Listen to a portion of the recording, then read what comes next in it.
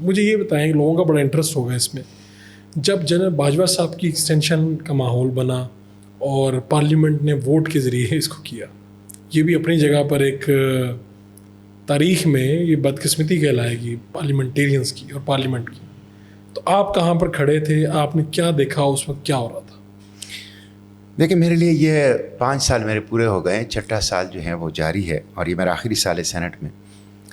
یہ ایک ایسا تجربہ ہے میرا کہ اس پہ میں لکھنا چاہوں تو کئی کتابیں لکھ سکتا ہوں. ٹھیک ہے. میں نے قومی معاملات کو، ریاست کیسے چل رہی ہے، کون سی قوتیں کس طرح اپنا رول ادا کر رہی ہیں، اس کو بڑے قریب سے دیکھا ہے.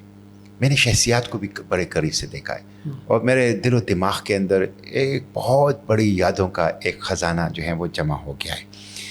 اور میں بہت حساس آدمی ہوں، مجھے دکھ بھی ہوتا ہے. میں نے یہاں جو دیکھا، جو ایک بدترین کرپشن، میں نے یہاں دیکھا کہ کس طرح استحصال کیا جاتا ہے پاکستانی عوام کا.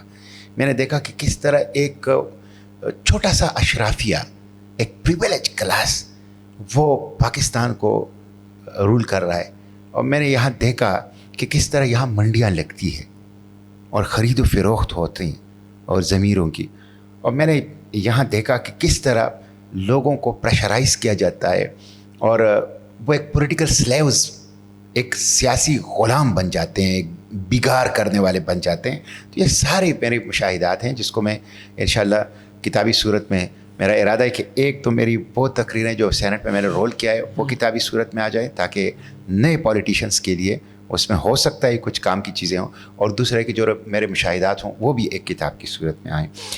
تو جنرل باجوہ کی جو ایکسٹینشن کا تھا، میں نے ہمیشہ سے میں سویلین سپریمیسی کا، کانسٹیٹیوشنلزم کا، ٹرو ڈیموکریسی کا، ہائبرڈ ڈیموکریسی نہیں، ٹرو ڈیموکریسی کا قائل رہا ہوں.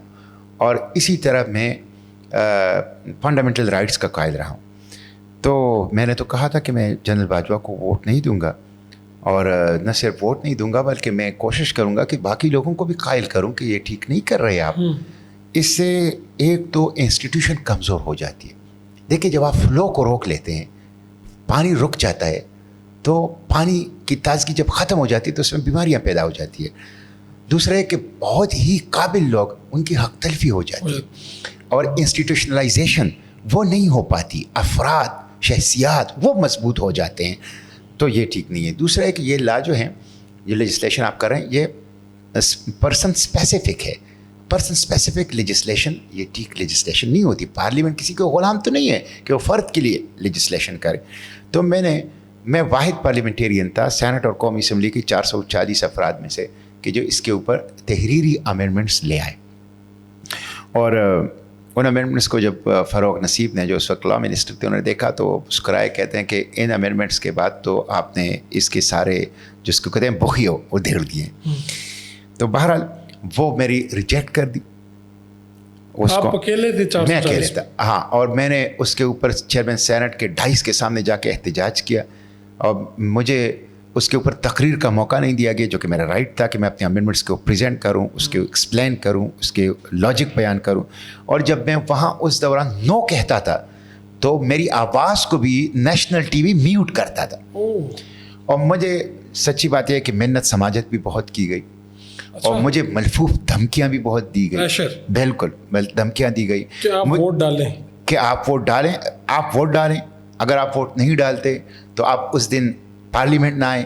اگر آپ پارلیمنٹ آتے ہیں تو آپ خاموش رہیں، واک آؤٹ کر لیں. اگر واک آؤٹ نہیں کرتے تو وہیں بیٹھے رہیں سیٹ پہ، لیکن خاموش رہیں. میں نے کہا میں نہ صرف یہ کہ ووٹ نہیں ڈالوں گا، مخالفت کروں گا.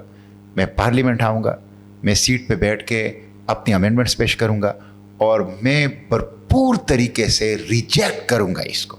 یعنی آپ نے ایک جگہ پہ اسٹیبلشمنٹ کو چیلنج کیا، تو اس کے کیا اس کے کوئی وہ کہتے نہیں کہ کوئی دھمکیاں، کوئی نتائج؟ دیکھیں میں تو ایک ایسا آدمی ہوں کہ میرے اکاؤنٹس میں تو آپ دیکھ لیں، جو الیکشن کمیشن کے پاس جو میرے اثاثے ہیں، میرے پاس کیا ہے. میرے والد صاحب حیات ہیں الحمدللہ، جائیداد تو ساری ان کی ہے. انہوں نے مجھے تھوڑی سی زمین اپنی سے دی ہے جہاں میں نے گھر بنایا ہے. میرے اکاؤنٹ میں 1.5 2 لاکھ سے کبھی کبھی کبھی زیادہ نہیں گیا, کبھی زیادہ پیسے نہیں ہوئے ہیں, وہ میری ساری چیزیں جو ہیں وہ بالکل سامنے پڑی ہوئی ہیں. اس لیے آپ کہتے ہیں کہ ڈر نہیں ہے تو مجھے. میرے کیا ہے, نتھنگ ٹو لوز. کس لیول کے لوگ ملتے ہیں جب اس طرح کی کوئی بات منوانی ہوتی؟ دیکھیں مجھے تو خود جو اسٹیبلشمنٹ کے لوگ تھے انہوں نے خود کہا کہ جنرل فیض آپ کے گھر کے سامنے گاڑی میں بیٹھا ہے, اچھا, آپ گھر سے باہر نکل آئیں, آپ جنرل فیض صاحب سے مل لیں. جنرل فیض سے میں چونکہ ڈیفینس کمیٹی کا ممبر ہوں, پارلیمنٹری جو نیشنل سیکورٹی کمیٹی ہے پارلیمنٹ کی, جس میں سینٹ اور قومی اسمبلی کی مشترکہ نمائندگی ہے, میں اس کا بھی ممبر ہوں. تو جنرل فیض سے مختلف میٹنگز میں پارلیمنٹ میں ملاقاتیں ہوتی تھی, اور میں سمجھتا ہوں کہ وہ پرسنلی اپنی مطلب یہ ہے کہ اپنی بیہیویئر میں اور اپنی باتوں میں بڑے سافٹ تھے.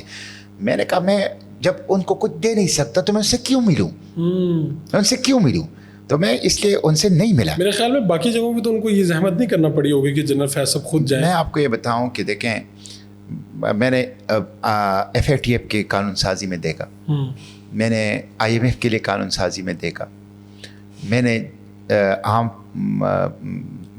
فورسز کے جو سروسز چیف ہے ان کے ایکسٹینشن کے موقع پہ دیکھا کہ کس طرح پارلیمنٹیرینس کو ہانگ کر ٹو شیپ اور ان سم اسپیسیفک ڈائریکشن, مطلب یہ ہانگ کر لے جایا جاتا ہے, وہ مجھے بالکل توہین لگا. اور یہ بالکل ہمارا جو ہے ایک پولیٹیکل سلیو, بالکل ایک آپ سے کہتے ہیں بالکل ایک سیاسی غلامی ہے. اور میں سمجھتا ہوں یہ اس وجہ سے ہے کہ ہماری پولیٹیکل پارٹیز کے اندر انٹرنل ڈیموکریسی نہیں ہے. وہاں ڈائنیسٹیز ہیں, وہاں پہ ڈی کی بنیاد پہ عہدہ اور منصب ملتا ہے, میرٹوکریسی وہاں پہ نہیں ہے, وہ پرائیویٹ لمیٹڈ کمپنیاں ہیں. تو پارلیمنٹ میں کوئی ایسا بندہ نہیں ہے جب اس طرح کا کوئی موقع ہے تو آپ ارد گرد دیکھیں تو آپ کہیں یار یہ بندہ کھڑا ہو گیا ہے, یار یہ بندہ. دیکھیں مجھے جو پارلیمنٹ میں لوگ پسند تھے اس میں ایک سب سے زیادہ جو مجھے پسند تھے وہ مرحوم حاصل خان بزین جو تھے. اچھا ٹھیک ہے. وہ بڑا متوسط طبقے کا ایک اصول پسند آدمی تھے, جن کے کپڑوں کو دیکھ کے, جن کے پہناوے کو دیکھ کے پتہ چلتا تھا کہ غربت ہے, اور جو ڈٹ کے کھڑا رہا, کوئی خوف. جو کہتے ہیں نا کہ ہزار خوف ہو لیکن زباں ہو دل کی رفیق, یہی رہا ہے ازل سے قلندروں کا طریق.